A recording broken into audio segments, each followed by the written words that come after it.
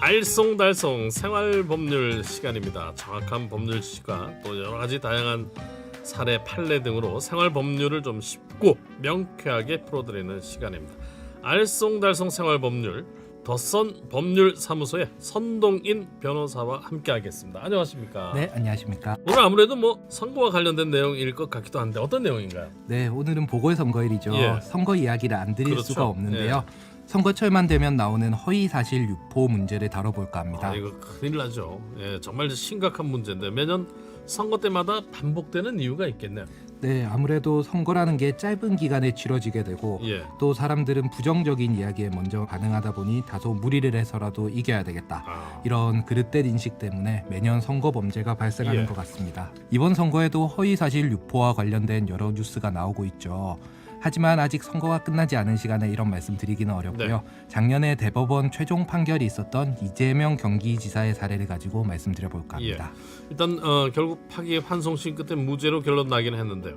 구체적으로 어떤 점 때문에 무죄가 된 건가요? 네, 예. 그렇습니다. 이 사건은 2018년 지방선거 때 있었던 TV 토론회로 거슬러 올라가는데요. 이 지사는 친형을 강제 입원시키도록 지시했냐 하는 질문을 받자 아니라는 취지로 대답하면서 일부 구체적인 사실들을 말하지 않았던 것이죠. 적극적으로 허위 사실을 말한 것이 아니라 일부 사실을 말하지 않은 것이군요. 네, 그렇습니다. 여기서 쟁점은 일부 사실을 숨긴 경우도 허위사실 공표가 되느냐는 것이었는데요. 네. 대법원은 법적으로 공개 의무가 없는 사항에 관해 후보자가 일부 사실을 말하지 않았다고 하더라도 이건 공표로 볼 수 없다, 이렇게 판단한 것이죠. 예. 이 점 때문에 결국 이 부분은 무죄로 결론이 나게 된 것입니다. 좀 알쏭달쏭하고 그렇긴 한데요. 법률 지식을 잘 모르니까. 근데 이 사건은 원래 그 벌금 300만 원이 선고됐던 사건이지 않습니까? 이렇게까지 치열하게 다툰 이유가 있었나요? 네, 공직선거법의 특수성 때문인데요. 예. 선거법을 어긴 사람이 선거에 당선되도록 내버려 두는 것은 좀 부당하겠죠. 부당하죠. 예. 그래서 선거 관련 범죄를 저지른 사람이 당선된 경우에도 이 사람이 벌금 100만 원만 받아도 당선 무효가 되도록 하고 있습니다. 예. 일반인에게 100만 원은 그렇게 큰 벌금이 아니라고 볼지 몰라도요. 선출직 공무원에게 100만 원은 당락을 결정하는 매우 중요한 문제가 되는 것입니다. 예. 그러니 자연스럽게 치열하게 다툴 수밖에 없었을 것이고요. 선거법 관련 뉴스를 보시다 보면 유독 벌금 90만 원 판결이 많은데요. 예. 이것도 다 이 이유 때문입니다. 그렇다면 그 선거 기간 외에 허위 사실을 유포하는 경우도 처벌이 되죠.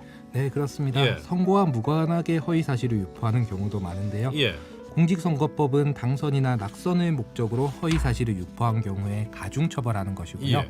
일반적인 허위 사실 유포는 형법에 따라 명예훼손으로 처벌되는 것입니다. 그러니까 엄밀히 말하면 선거 기간에 상대 후보의 낙선을 목적으로 거짓말했다, 이렇게 예를 들 경우에 공직선거법상 허위사실 공표죄도 성립하고 상대 후보의 명예가 훼손되었다면 명예훼손죄도 같이 성립하게 되는 것이죠. 하지만 처벌에 있어서 아무래도 공직선거법 위반이 훨씬 무겁게 처벌되다 보니 특히 당선 무효 이런 부수적인 처분도 있으니까 공직선거법 위반 위주로 수사 재판이 이루어지게 되는 것이죠. 그렇겠죠.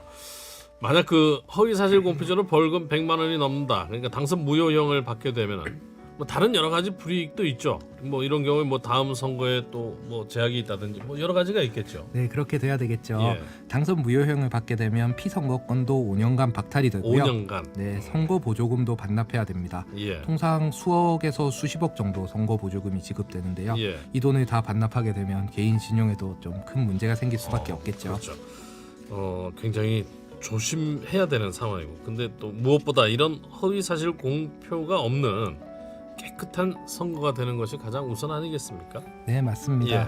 아무리 선거가 중요하고 이기는 게 중요하다고 하더라도요, 정정당당히 선거법 위반 없이 선거하고 결과에 승복하는 그런 선거가 되어야 되겠죠. 예. 자, 오늘 선거와 관련된 내용으로 유익한 얘기였습니다. 더선 법률사무소의 선동인 변호사와 함께했습니다. 오늘 말씀 고맙습니다. 네, 감사합니다. 감사합니다.